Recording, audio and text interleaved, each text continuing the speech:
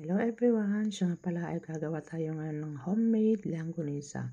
So ngayon meron tayong 2 kilong pork. So ilalagay na natin yung asin natin.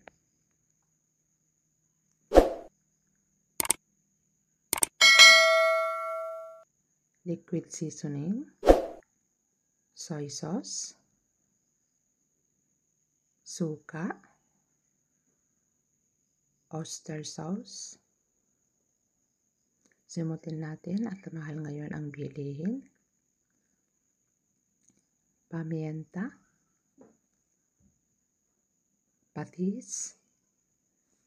Asukal. Kung gusto niyo ng puting asukal, okay din. Ito ay marami akong bawang kasi nga yan ay garlic langgonisa. So ilalagay natin ng kaunting cornstarch para hindi siya magdikit-dikit pag na-prito siya. So ayun ang magic sarap. Kung gusto niyo lagyan ng magic sarap, pwede. Kung hindi, huwag yun lang lagyan din. Optional lang kumbaga ano. Ngayon nahaluin na natin. Naghugas ako ng kamay bago ako Siyempre mas maganda yung talagang kamay ang gagamitin mo para mahalo mo ng maigi. Ayan, halo-halo lang.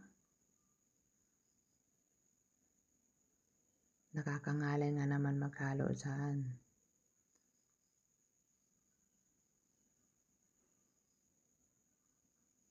Ayan. Pwede rin pang negosyo yan kung gusto nyo inegosyo ang inyong langgonisa kapag gumawa kayo. Ako ay madami-dami din yan. Ilalagay ko lang yan sa freezer.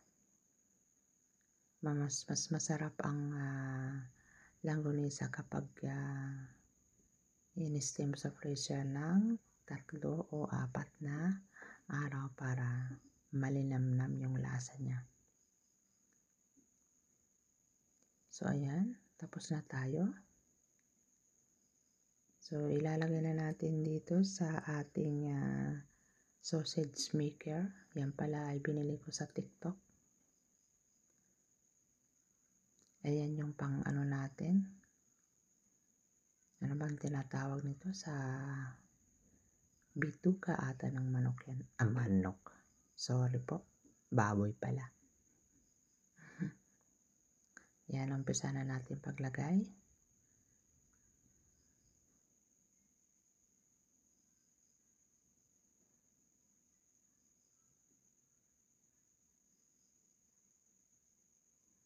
Damihan mo na para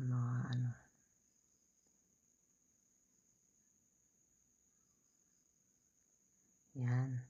Ilalagay na natin. Nag-i-enjoy lang naman ako paglagay niyan kasi nakakatuwa ba? Yan. Tignan nyo nga naman.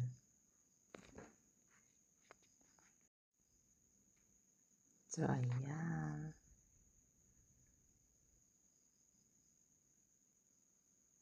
So, tapos na natin. Ayan, tignan nyo.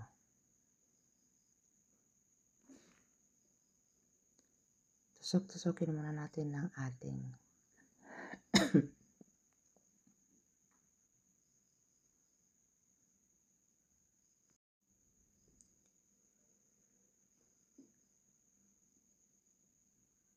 So, ayan na.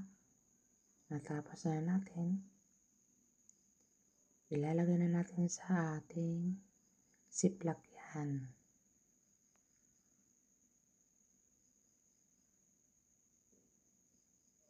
Yan, diba?